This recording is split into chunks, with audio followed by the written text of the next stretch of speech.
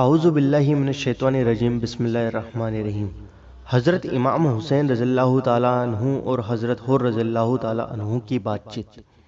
رات تمام قافلے نے رو رو کر کاٹی۔ فجر کی نماز کے بعد وقت روانگی کا ارادہ کر رہے تھے کہ حر بن ریاحی رضی اللہ تعالیٰ عنہ ایک دستہ فوج لے کر سامنے آتا دکھائی دیا۔ اندیشہ تھا کہ شاید دشمن آگے نہ بڑھنے دے اور اسی جگہ سے لڑائی شروع ہو جائے، مگر حر نے اپنی جماعت آپ کو الگ چھوڑ کر قاصد بھیجا اور حاضری کی اجازت چاہی۔ آپ اس کے اس کام سے بہت خوش ہوئے اور اجازت دے دی۔ جب وہ حاضر ہوا تو آپ نے فرمایا، کہو کیا کہتے ہو؟ حر کی آنکھوں میں آنسو آ گئے، زمین چھو کر کہا، کیا عرض کروں، کس منہ سے کہوں اور کس دل سے؟ اگر گستاخی نہ ہو تو ادب کے ساتھ عرض کرتا ہوں کہ اے ابن علی مرتضی، عبید اور عمر سعد نے مجھے اس غرض سے مقرر کیا ہے کہ گھیر کر آپ کو گرفتار کروں اور سر مبارک تن سے جدا کروں، مگر کٹ جائیں وہ ہاتھ جو اس غرض سے اٹھیں اور پھوٹ جائیں وہ آنکھیں جو اس مقصد کے لیے بلند ہو، زمین اژدہا بن کر نگل جائے اور آسمان قہر بن کر ٹوٹ پڑے، اس سے پہلے کہ رسول خدا صلی اللہ علیہ وسلم کے جگر گوشوں سے بے ایمانی کروں۔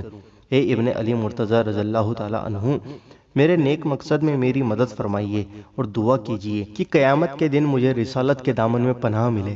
بہتر یہ ہے کہ آپ فوراً بال بچوں سمیت کسی طرف چلے جائیے، میں یا میری فوج اتنی طاقت نہیں رکھتی کہ مقابلہ کرے۔ ہم اپنے رسول زادے کو آنکھوں سے ودا کریں گے۔ عبید اور عمر سعد دونوں کی آنکھوں پر غفلت کے پردے پڑے ہیں اور زندگی کی خطرناک خزاں ان کے ایمان کی بہار کا خاتمہ کر چکی۔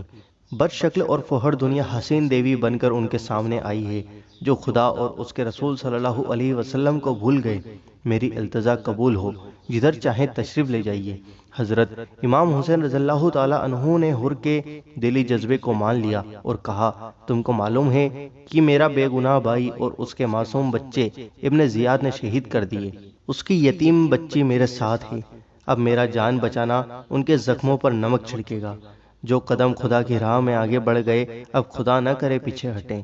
ابھی یہ باتیں چل رہی تھی کہ عمر سعد ایک بڑی ٹکڑی لے کر آ پہنچا اور حر سے کہا، امام حسین رضی اللہ تعالیٰ عنہ سے کہہ دو کہ اگر بیعت منظور ہے تو ٹھیک، ورنہ سخت سے سخت تکلیف پہنچاؤں گا۔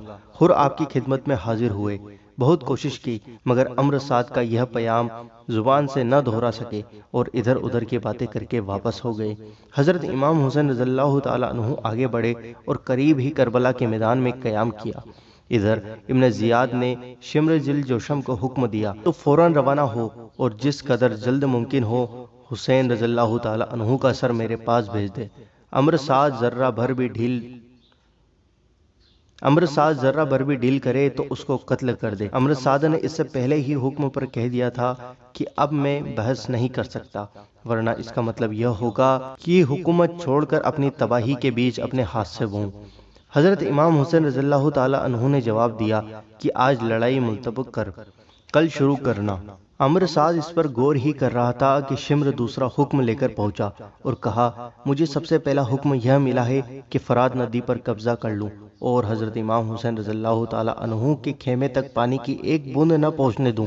چنانچہ وہ ایک چھوٹی سی ٹکڑی لے کر فرات پہنچا اور ندی پر پوری طرح قبضہ کر لیا۔ ویڈیو کو لائک کریں اور ویڈیو کو دل کھول کر شیئر کریں۔ دوستو، کربلا کی آگے کی اسٹوری اگلی ویڈیو میں ضرور جانیں۔ چینل کو سبسکرائب کریں اور بیل آئیکن دبائیں ویڈیو کے نوٹیفیکیشن پانے کے لیے۔ ہم آپ سے ملتے ہیں اگلی ویڈیو کے اندر انشاءاللہ عز و جل۔ دعاؤں کی گزارش، اللہ حافظ۔